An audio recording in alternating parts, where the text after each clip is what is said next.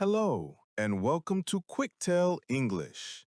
Today we share a chilling, mystical story about a father, his son, and the friends you cannot see. The Swing.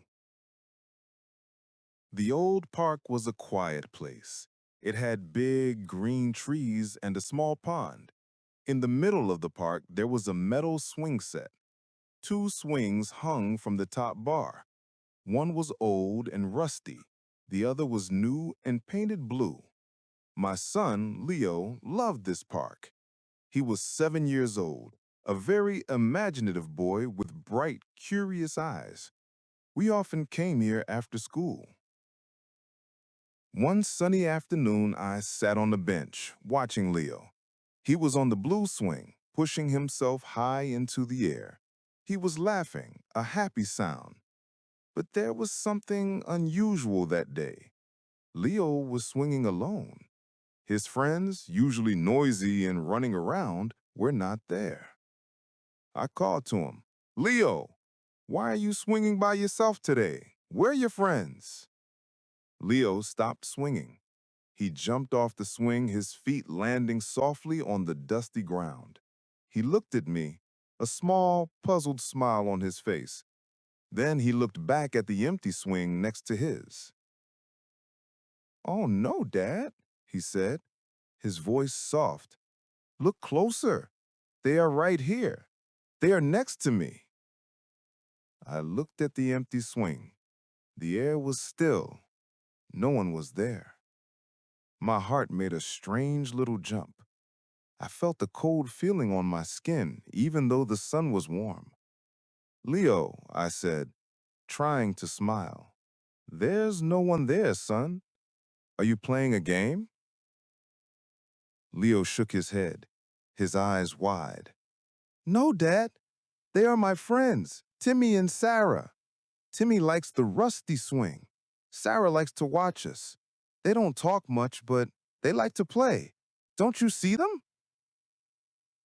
I felt a strange chill. Timmy and Sarah were names I had never heard. Leo usually played with kids from school, children with very normal names like Max or Emily. These names were new, and these friends were invisible. "Are they imaginary friends, Leo?" I asked carefully. Leo thought for a moment. "No, they are real. They just live in the park. They like the swings." He smiled again, a completely innocent, happy smile. Then he ran back to the blue swing. He started pushing it, not too hard, as if someone invisible was sitting on it, and he was helping them.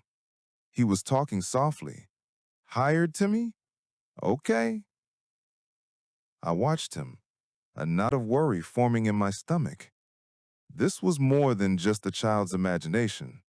Leo seemed to truly believe in these invisible friends. I looked at the old, rusty swing next to his. It moved a little, just a tiny bit, in the still air. "It's just the wind," I told myself. But there was no wind. For the next few weeks, Leo continued to play with Timmy and Sarah. Every time we went to the park, he would run to the swings. He would always make sure Timmy had the rusty swing.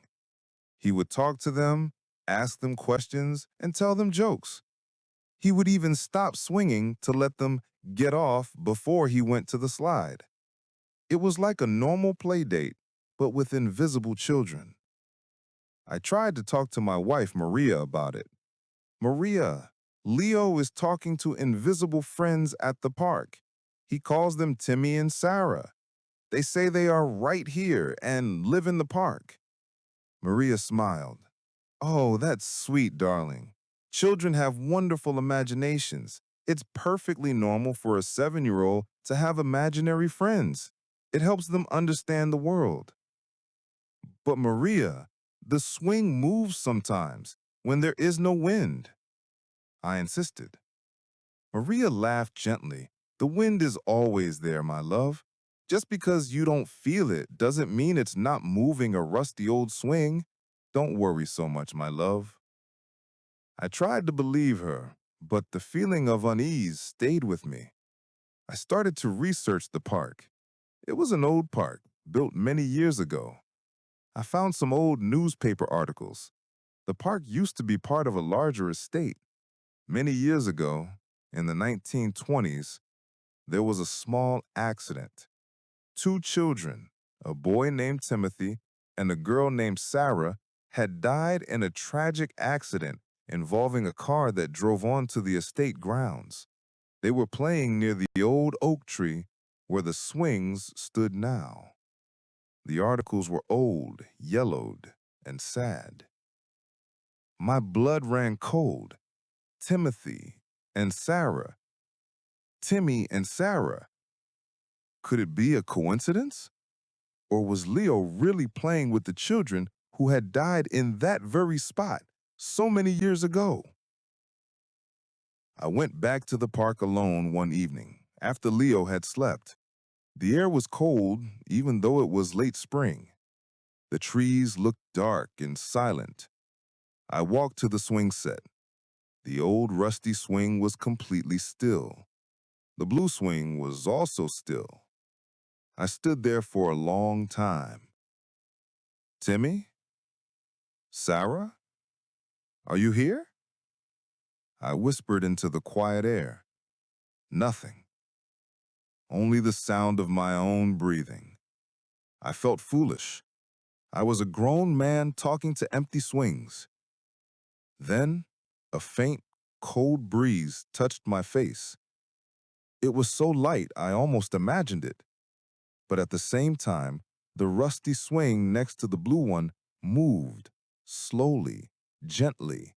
It swung forward a little, then back, just once, not like the wind, like someone had just gotten off it. My heart hammered in my chest. I quickly walked away from the swings, feeling a deep, inexplicable fear. The next day, I went to the park with Leo again. I decided I had to talk to him seriously. Leo, I said, as he ran to the swings, can you tell me more about Timmy and Sarah? What do they look like? He stopped. He looked at the swings. Oh, they are just like me, Dad. Timmy has red hair and Sarah has a blue dress. They are sometimes a little sad, but they like to play. Today, Timmy wants to play hide and seek.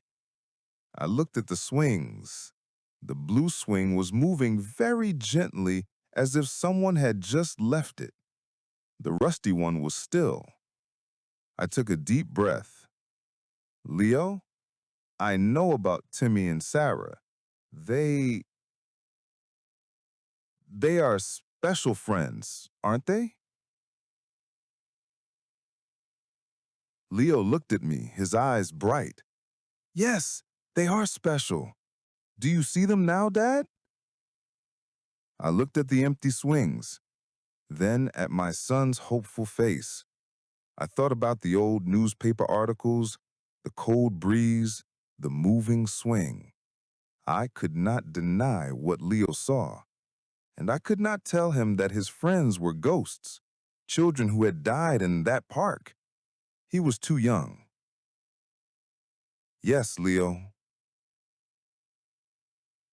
I whispered, a strange feeling in my throat.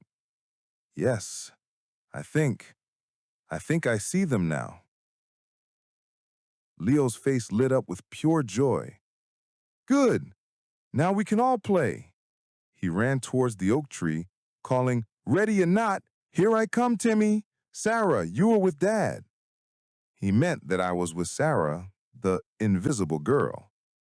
I stood by the oak tree, looking at the empty space next to me. The air suddenly felt colder. I felt a gentle, almost imperceptible touch on my hand, like a small cold finger. I quickly put my hand in my pocket. I watched my son play hide and seek with his invisible friends. The happy sound of his laughter filled the park. The swings remained still, but I knew, in my heart, that they were waiting. The park was not just a place for children. It was a place for something else. something I could not fully understand. And my son, Leo, was not just playing alone. He was connecting two worlds.